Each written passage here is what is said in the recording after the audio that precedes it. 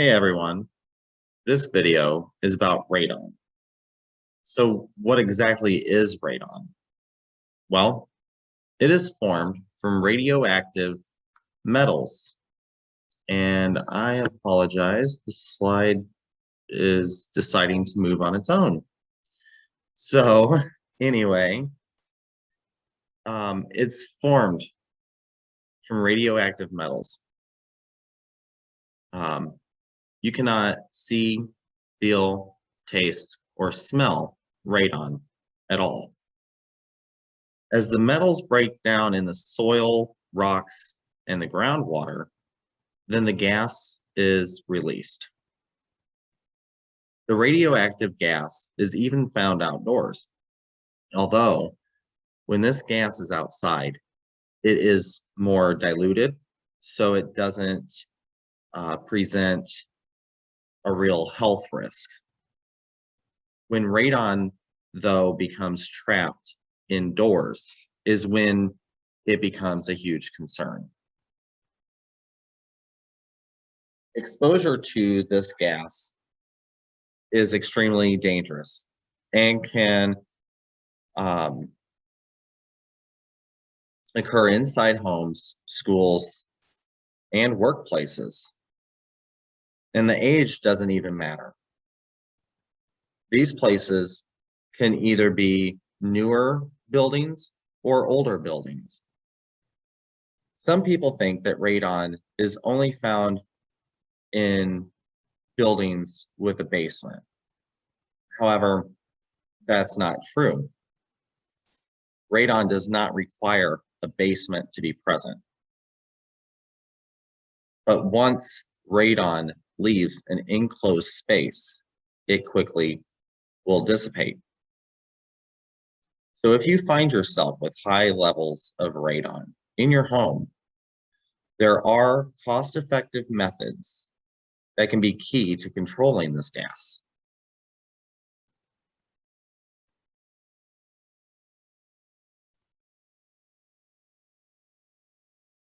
So what are some ways that you can help reduce the high levels of radon? Well, first you can ventilate your home by opening windows and using fans to help circulate the air. You can also seal up any cracks in your floors and or walls. Even adding a radon reduction or mitigation system to your home or building will help release the gas. According to the EPA,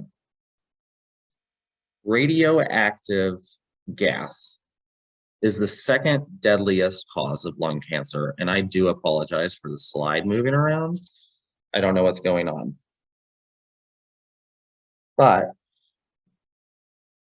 anyway, nearly 21,000 deaths occur to lung cancer caused by radon every single year.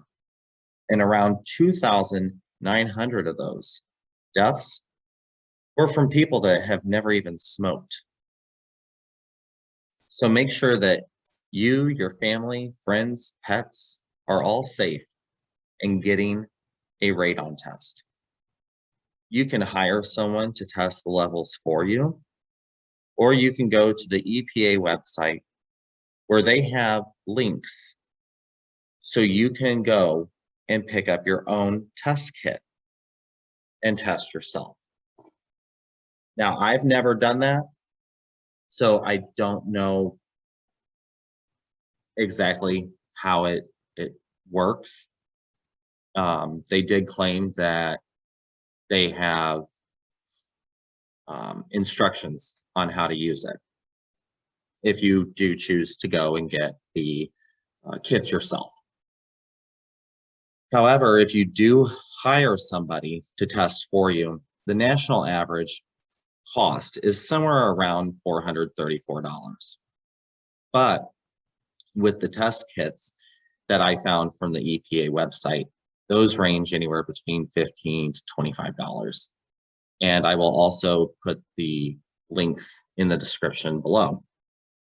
So I'm so glad that you guys clicked on this video to watch it, and I hope you found it somewhat helpful, and I hope you guys have a good one. Thank you for watching.